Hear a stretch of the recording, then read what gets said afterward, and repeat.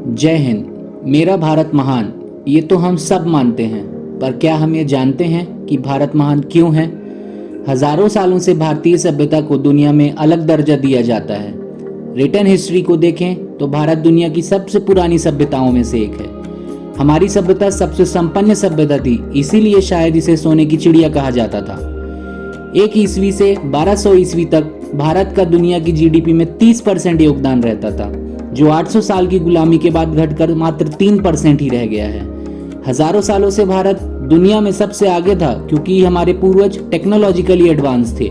Science day to day activities में शामिल था। ये ज्ञान हम गुलामी के कार्यकाल में भूलते चले गए।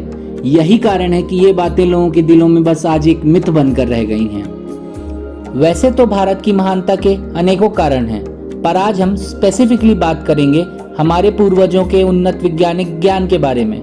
अगले कुछ मिनटों में हम ये देखेंगे कि भारत साइंस के क्षेत्र में कितना एडवांस था और इस क्षेत्र में तेजी से आगे जाने के लिए हम क्या कर सकते हैं। जब आज के विकसित देश जीने के लिए संघर्ष कर रहे थे, तब हमारे पूर्वजों ने ब्रह्मांड में छिपे रहस्यों को खोजकर वेदों के रूप में लिख दिया था।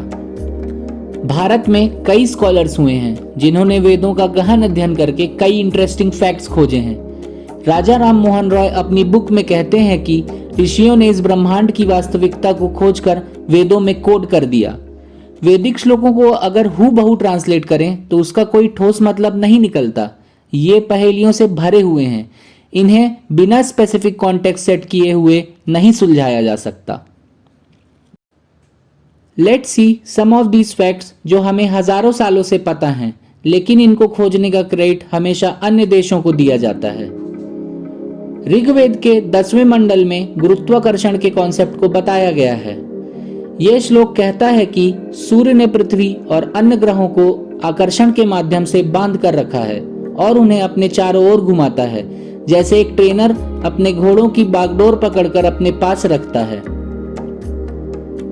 इसी मंडल में दूसरे श्लोक में लिखा हुआ है कि यह पृथ्वी हाथ और पैरों से रहित है, फिर भी ये आगे बढ़ती है। पृथ्वी की सभी वस्तुएं भी इसके साथ चलती हैं और ये सूर्य के चारों ओर घूमती है। इन 2 श्लोकों से हमें ये समझ में आता है कि हमारे पूर्वजों को फिजिक्स के नियमों का ज्ञान था। ब्रह्मांड में अनेकों सौरमंडल मौजूद हैं, इसके प्रमाण भी वेदों में मिलते हैं।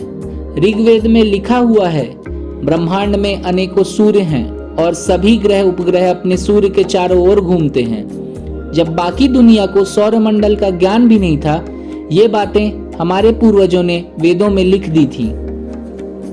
वेदों में ग्रहण की बारीकियों को भी समझाया गया है।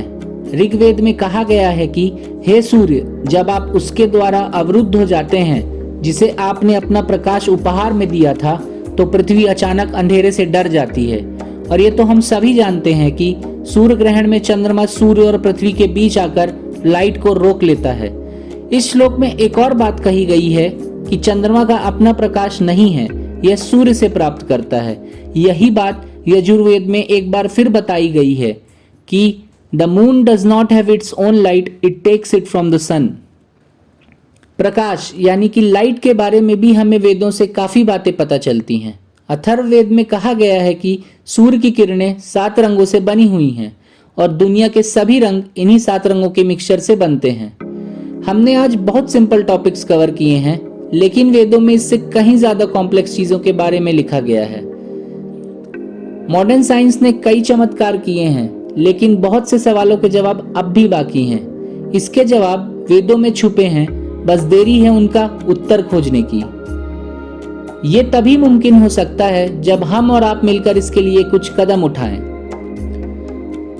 हमारे समाज में वेदों को एक अलग दर्जा तो दिया जाता है, पर इसके इम्पोर्टेंस के बारे में कभी बात नहीं की जाती।